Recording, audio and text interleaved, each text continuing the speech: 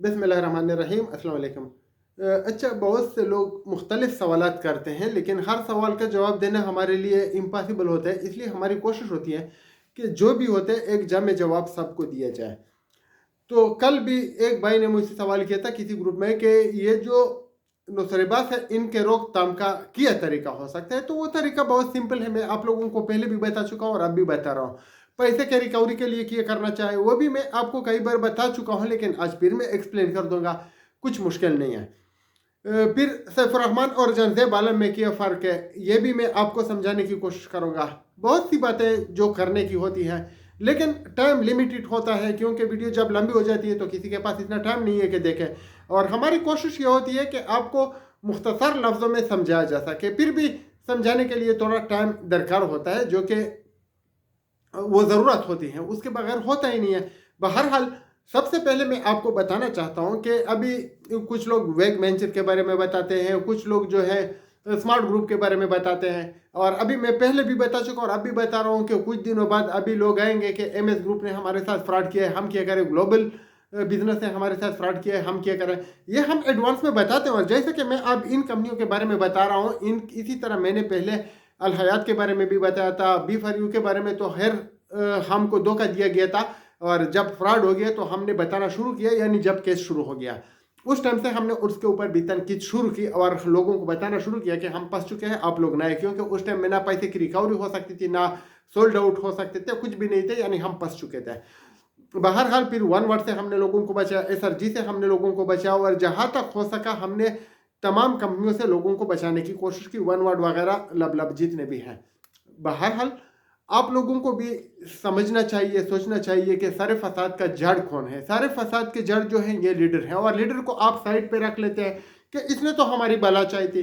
जालिमो, ये आपके दुश्मन है, ये आपके खानदान के दुश्मन है, ये आपकी भला नहीं चाहते, ये आपको बर्बाद करना चाहते हैं। ये थोड़ी सी मुनाफे के लिए, थोड़े से प्रॉफिट के लिए आपको अपनी जमा पूंजी से महरूम करना चाहते हैं। बहरहाल, सोच आपका, फैसला आपका, पैसा आपका, हम कुछ नहीं कर सकते। अगर आप देना चाहे तो आइंदा भी देते रहे, नुकसान आपका होगा, हमारा नहीं होगा। लेकिन हम आपको सिर्फ बताना चाहते हैं कि ये जो है फ्रॉड करने वाले हैं और ये कर चुके हैं, और पैसे की रिकवरी के लिए क्या करना चाहिए उसके ऊपर भी बात होगी।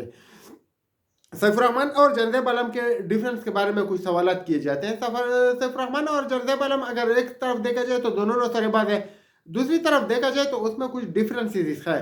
डिफरेंसेस यानी वो उसमें कैसे हैं, इख्तलाफात कैसे हैं। जनजैब आलम के ऊपर अभी तक कोई ऐसा जामे जो केस है वो जमा नहीं हुआ, जिस तरह सैफुर्रहमान के ऊपर हुआ। सैफुर्रहमान के ऊपर अपने बीवी ने केस किया और नेब ने एक्शन ले लिया। जनजैब आलम जब फ्रॉड कर गया, यानी लोगों को पैसे देना बंद हो गए, तो अभी लोग उठ खड़े हो गए।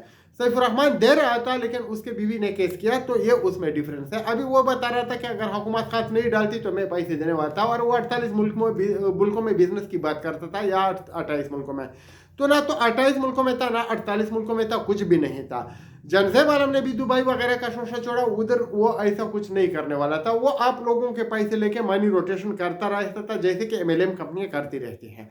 और ये जो लीडर है ये आपको पकड़ लेते हैं, इनके हवाले कर देते हैं, और फिर आपको अपनी जमा पूंजी से महरूम कर देते हैं। और जब आपको महरूम किया जाता है तो आपको तरीके बताए जाते हैं कि पैसे इस तरीके से नहीं, उस तरीके से ले लो। यानी जिसमें नौसरेबाजों को फंसाने का वो होते हैं, तरतीब होते हैं, वो तरीका आपको नहीं बताते, वो कोई दूसरा तरीका बताते हैं। और इसी तरह वो अपने मौज मस्ती में लगे हुए होते हैं, आपको अपनी जमा पूंजी से महरूम कर लेते हैं। तो आपको पैसे लेने का तरीका आता नहीं होता है, और आप जो है दूसरे कंपनी में दोबारा पैसे दे देते हैं, और फिर उधर भी वो आपके पैसे काट जाते हैं। तो आपको क्या करना चाहिए वो आपको मैं बताना चाहता हूँ। चाहे सैफुर्रहमान हो, जनजैब आलम हो, या कोई और कंपनी हो, सिंपल सा तरीका है। जिस बंदे ने आपके पैसे लगाए वो आपका जिम्मेदार है। आप उसके ऊपर FIR करें उसको। यानी अपने जो हमारा लोकल सिस्टम होता है, हमारा पंचायत जो होता है उसको जरगा बोलते हैं, पंजाब में कुछ और बोलते हैं, किसी जगह कुछ और बोलेंगे। जो लोकल असर लोग होते हैं उनके जरिए उनको प्रेशर में रखे और उनसे पैसे की वसूली को यकीनी बनाए। अगर ये आप ये काम करेंगे तो आपके पैसे आपको मिल जाएंगे। लेकिन ये जो आपको मैं समझाने की कोशिश करूंगा वो ये है कि मेरे साथ भी यही हुआ, आपके साथ भी होगा, सबके साथ होगा। ये आपको लालच देते हैं कि आप एक आईडी लगाए, फिर उसके बाद लगाए, फिर आपको अपने आईडी का बोनस आएगा। ऐसा दुनिया में किधर भी नहीं होता है, लेकिन इधर होता है। तो आपको ये लोग एक वो देते हैं, यानी रास्ते पे डाल देते हैं जो गलत ट्रैक होता है। आप 2 लाख उनके पीछे लगा लेते हैं। फिर आपको बोलते हैं अगर आपके पास 20 लाख है तो उसमें कम से कम यानी 2-3 लाख तो आपको बोनस मिल जाएगा।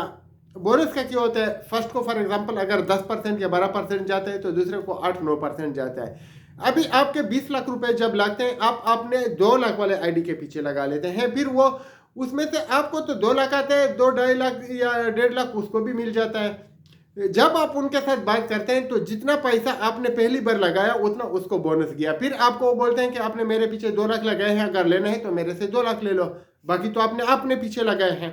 तो ये बात उनके साथ नहीं करनी चाहिए। जब आपको बताया जाता है कि इन्वेस्टमेंट करें तो उनको बताया कि मैं अपने पीछे भी जो लगाऊंगा उसके भी जिम्मेदारी आपकी होगी, और ये स्टाम्प पेपर पे लिखना चाहिए या उसे चेक लेने चाहिए। वो कभी नहीं देगा, वो आपको बताएगा कि मैं रिस्पॉन्सिबिलिटी नहीं लेता। तो जब ये रिस्पॉन्सिबिलिटी लेते नहीं है तो आप उनके पीछे क्यों लगाते हैं। एक तो ये तरीका हो गया बचाने के लिए। दूसरा तरीका यह है कि जब आपके साथ फ्रॉड हो गया, आपने उसको अगर चेक दिया है, उसको बैंक में पैसे जमा करके दिए हैं या जो भी तरीका अख्तियार किया हुआ है, उसके ऊपर केस कर दे। अगर ये उधर बताया पुलिस स्टेशन, FIA या अदालत में कि मैंने इनको डॉलर बेचे थे, तो उनको बोलो कि डॉलर किधर है, डॉलर आप ले लो, अभी मुझे पैसे दे दो। बोलेगा वेबसाइट बंद है, किसने बंद किया, आपके जो नौसरेबाज है। आपको यकीन नहीं आएगा कि 10-10 कंपनियों में लोगों को लूटने के बाद ये अपने आप को बेगुनाह साबित करने की कोशिश करते हैं, और ये जो हमारे मासूम अवाम है वो उनके साथ मान भी लेते हैं।